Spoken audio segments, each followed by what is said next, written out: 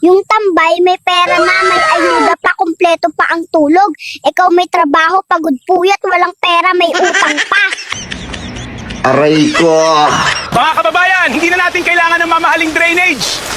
Ang Salvasilia Project. Ito ang tunay na serbisyo. Isang upuan tungo sa pag-ahon! Mayor, paano po kami tatawid? Diskarte lang yan, kabayan. Gamit. Dok, natuklaw po ako ng ahas. Ay, Lolo.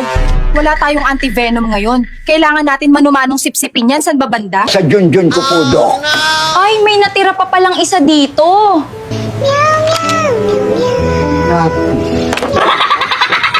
Sakit. Nay, ayoko na pumasok sa school. Bakit, anak? Ano nangyari? Ang papangit ng mga kaklase ko.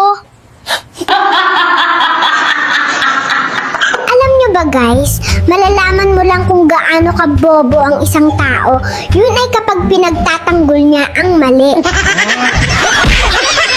Lolo Pedot, tara sumama ka sa akin. Ibibigay ko lahat ng gusto mo. Ay tandaan mo, hindi mo makukuha ang katawan ko. Ililibre lang kita ng pagkain.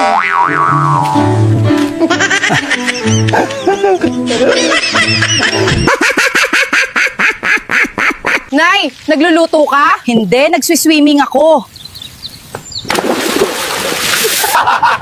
La, nagkakape kayo? Hindi, naliligo ako. Low, Okay lang po kayo. hindi siya masakit. Masarap siya sa feelings. Mahal, kumakain ka? Ay hindi, naglalaro lang ako. Nay, tulog na po kayo? Ay hindi, nag-e-exercise ako. O Apo, bakit ka umiiyak? Nabuli ka ba sa school ninyo? Hindi po, Lolo.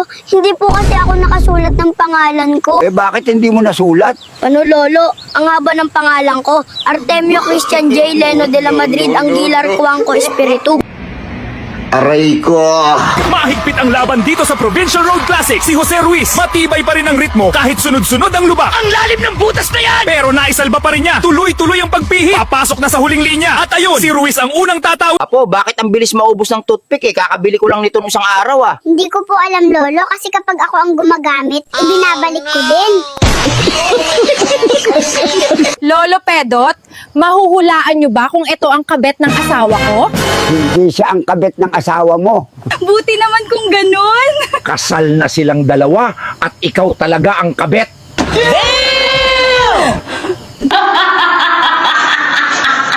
Mahina ba si Papa sa math? Hindi, baby. Bakit mo nasabi yan? Narinig ko kasi si Papa kagabi. Sabi niya, mahal, pagod na ko, isa lang ang kaya ko.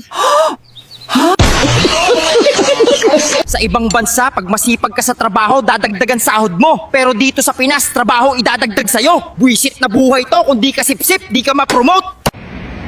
Aray ko! Alam nyo guys, hindi dahil hindi ka na mahal kaya ka iniwan. Pagod lang siyang ipaglaban yung taong ayaw naman magbago. Ang problema sa Pilipinas ay hindi baha at ulan.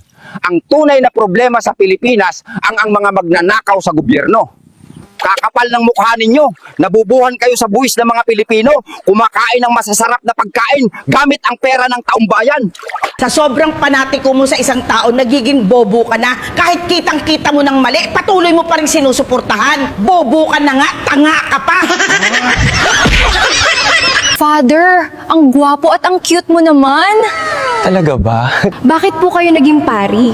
Dahil hindi ako pinayagan ng mga magulang ko maging madre. Nakakalungkot nga, iha. Gusto ko talagang maging sister. Aray ko. Manong, anong wifi password ninyo? Pabimbang. Ang bastos mo naman, Manong! Pabimbang wifi password namin.